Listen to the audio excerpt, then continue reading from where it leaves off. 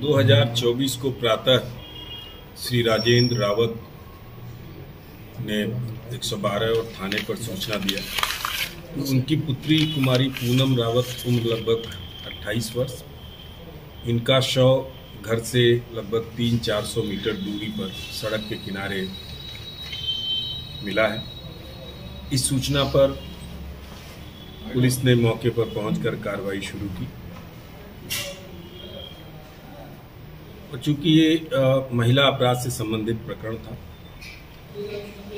Police commissioner Lucknow sir द्वारा मुझे निर्देशित किया गया कि प्रत्येक दशा में इस घटना का शीघ्र और सही अनावरण किया जाए। अनावरण के लिए मेरे द्वारा एसीपी काकोरी श्री शकील अहमद के नेतृत्व में प्रभारी निरीक्षक दुबग्गा श्री अभिनव वर्मा और क्राइम ब्रांच डीसीपी वेस्ट के प्रभारी श्री राजदेव प्रजापति तथा चौकी इंचार्ज जेहटा की 3 टीमें गठित की गई। इलेक्ट्रॉनिक साक्ष्य, सीसीटीवी फुटेज, धरातली साक्ष्य एवं मुखबिरों के संजाल फैलाए गए। इन सभी माध्यमों से जब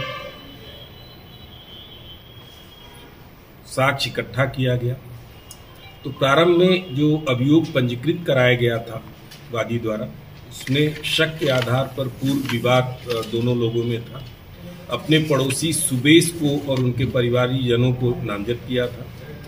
तो घटना से ये प्रकाश में आया उनकी सुबेश और अन्य जो नामजद लोग हैं उनकी इस घटना में कोई संलिप्तता नहीं है, बल्कि घटना स्थल पर बगल के गांव शीतल खेड़ा का रहने वाला सतीश राजपूत पुत्र गुड्डू उम्र लगभग 24 वर्ष, उस समय उसकी उपस्थिति पाई गई।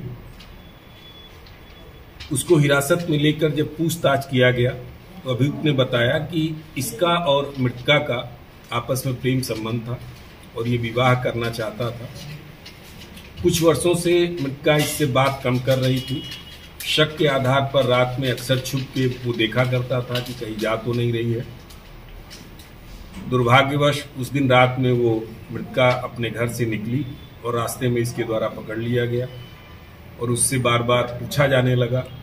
जब लड़की ने कोई जवाब नहीं दिया, गुस्से में आकर उसका गला दबाकर हत्या कर दी और शव को इस पर्पज से पूछने पर इसने बताया कि शव जहां उसने हत्या की थी बहुत मुश्किल से देखा जाता, दाह संस्कार उचित तरीके से हो जाए, उसके लिए शव को अपने कंधे पर उठाकर लगभग 200 मीटर दूर मृतका का रिश्तेदार था उसके घर के बगल में और सड़क के बीच में डाल दिया।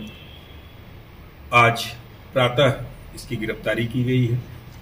इसके पास से जो मृतका का चप्पल उसके शरीर से मिसिंग था, जो पहन के घर से निकली थी, इसकी निशानदेही पर जहां इसने हत्या की थी उस घटनास्थल से बरामद कर लिया गया है। मोबाइल फोन लड़की का जो इसी अभियुक्त ने ही उसको दिया था, जो किसी की जानकारी में नहीं था, वो मोबाइल फोन भी बरामद हो गया है। अब विधिक कार्रवाई कंप्लीट करके इनको न्यायिक हिरासत में भेजा जाए। नहीं, इसका कोई भी आपराधिक इतिहास नहीं है और इसके द्वारा जो बताया गया और साक्ष्य जो संकलित किए गए हैं वो भी जो इशारा कर रहे हैं इसकी अकेले का ये हत्या में अकेले इसने किया है, अन्य किसी की संलिप्तता सर गिरफ्तार हत्या करी गई तो ऐसा। अब वो हियर एंड देयर शेष के बारे में तो मैं नहीं कुछ कह सकता, लेकिन जो विवेचना से तथ्य आए और जो अभियुक्त से पूछताछ में सारे तथ्य आए, उससे पोस्टमार्टम रिपोर्ट से जो तथ्य आए, लड़की का गला दबाकर हत्या की गई है।